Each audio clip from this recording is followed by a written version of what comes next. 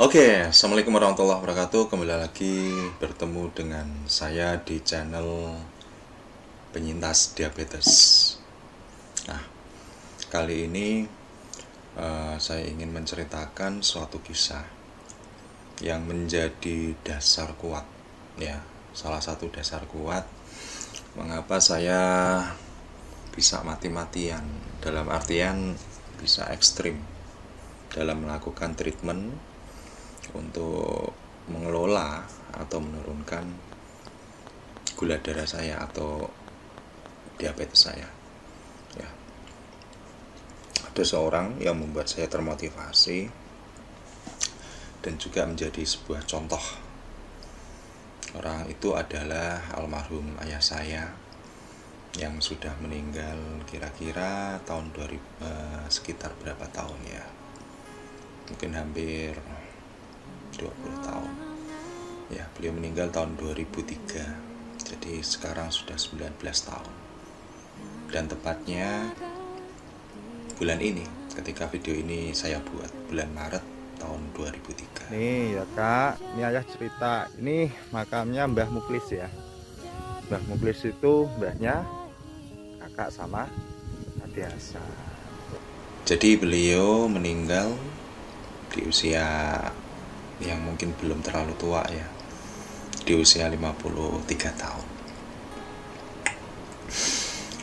Jadi ketika awal saya terdiagnosa DM ya, pada bulan September tahun 2021 kemarin, saya tanya sama ibu saya, apakah bapak dulu terdiagnosa DM? Dan jawabnya ya. Usia berapa gitu. Ternyata bapak saya terdiagnosa DM usia 40 tahun. Waktu itu beliau masih aktif sebagai karyawan salah satu bank BUMN di kota kelahiran saya, di kota Pati. Dan ya tahu sendirilah, waktu itu yang namanya pegawai bank itu termasuk yang penghasilannya di atas rata-rata ya, waktu itu. Jadi kalau tahun 2003 itu beliau usianya 53 tahun, berarti terdiagnosanya ya berarti tahun 90. Ya, tahun 90 berarti. Nah, cerita ibu saya bahwa ketika bapak terdiagnosa DM, bapak nggak mau mengubah pola makan, nggak mau mantang lah, nggak mau nyirik makanan, itu nggak mau. Jadi beliau andalannya waktu itu ya kontrol dokter, kemudian dapat obat, kemudian minum obat, habis itu ya sudah seperti orang yang tidak pernah terkena DM. Nah itu pembelajaran buat saya ya, pembelajaran buat saya yang sangat luar biasa. Dan waktu itu usia 52 tahun, tahu-tahu ketika naik sepeda motor beliau jatuh ya. Itu yang pertama. Kami nggak tahu kalau itu stroke, itu nggak tahu. Kemudian pulang itu dikirain kepleset biasa ya.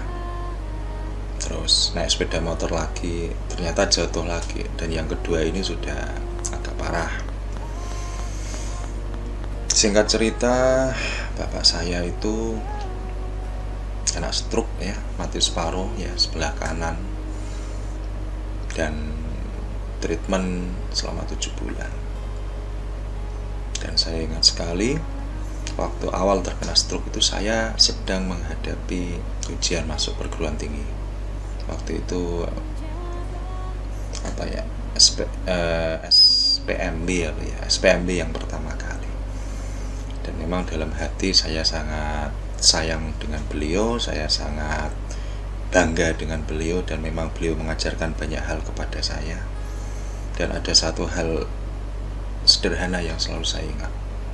Beliau pernah bilang, kalau kamu kedatangan tamu ya, baik itu sebentar atau lama, baik itu tamu penting atau tamu gak penting bagi kamu, maka minimal keluarkan air minum, minimal air putih. Itu cara kamu menghargai orang. Itu sederhana, mungkin nggak terlalu banyak bermakna bagi banyak orang, tapi bagi saya itu luar biasa. Jadi memang pelajaran beliau itu kepada siapapun harus bisa menghargai. Nah itu. Nah, dan ternyata stroke itu menjadi salah satu dampak dari DM beliau, kalau saya menyimpulkannya seperti itu. Beliau dirawat selama 7 bulan ya macam-macam lah, rumah sakit, fisioterapi, obat medis, kemudian ada herbal, ada ya pijet. Dan kami sangat senang sekali ketika sudah memasuki bulan ke-7 itu, beliau itu sudah bisa jalan ya, walaupun terpincang-pincang, dan sudah bisa berangkat Jumatan ya. Kebetulan rumah kami ya sekitar 100 meter dari di masjid, dan ibu saya itu selalu kalau hari Jumat ceritanya nitip sama tetangga, ini tolong bapak ditemenin mau Jumatan gitu. Karena udah berbulan-bulan nggak berangkat Jumatan karena nggak bisa kemana-mana gitu. Tahu-tahu kena serangan jantung mendadak, dan beliau meninggal ketika di perjalanan dari rumah sampai ke rumah sakit, diantar oleh om saya menggunakan mobil kami, dan meninggalnya itu tepat di pundak ibu saya yang waktu itu nemenin ngantar ke rumah sakit. Sayangnya waktu itu saya, kakak saya itu nggak di rumah. Saya masih di Jogja waktu itu, masih semester 2 S1 ya. Dan itulah. Jadi memang kita harus punya alasan kuat, minimal satu alasan kuat, agar kita bisa men-trigger diri kita, agar bisa konsisten, agar bisa betul-betul bersungguh-sungguh dalam menjaga kesehatan kita ya kalau bisa ya sebelum sakit kita harus bisa mencegah ya. Kalau saya ya katakan udah terlambat ya saya anggap ya iya gitu, karena sudah terlanjur terdiagnosis, dan terdiagnosisnya lebih muda daripada usia bapak saya waktu terdiagnosis ya. Tetapi apakah itu akan mengakhiri segalanya gitu kan? Tentunya kan tidak.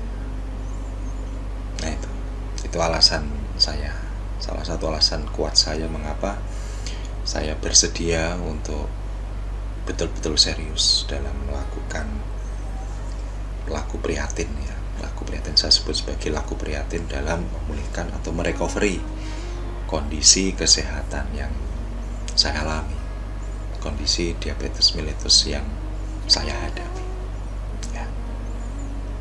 Oke, itu aja ceritanya, semoga bisa menjadi inspirasi dan buat DMers yang sudah terlanjur mendapat predikat DMers, atau yang masih atau yang masih normal ya, syukuri keadaan kita semuanya, dan jagalah jangan sampai menjadi DMer sejati karena efek dari DM kalau tidak dijaga secara serius, tidak di recovery secara serius, bisa kemana-mana ya, salah satunya ke stroke itu.